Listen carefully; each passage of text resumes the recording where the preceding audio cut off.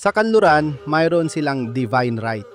Pinili ka ng Diyos na maging hari at tapos na ang usapan. Kahit na ikaw ay baliw, malupit o walang kakayahan, hindi yon mahalaga. Ang pag-aal sa laban sa iyo ay isang kasalanan. Sigurado ang iyong job security. Iba naman ang pananaw ng sinaunang China.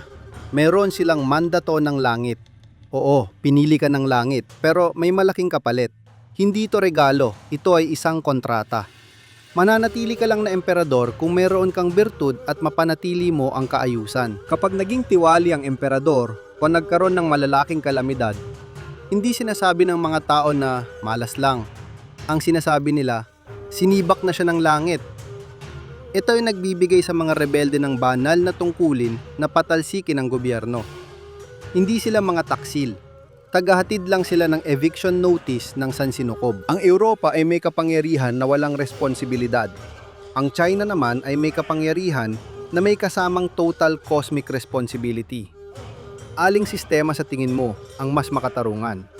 Mag-comment sa ibaba at mag-follow para sa marami pang kasaysayan.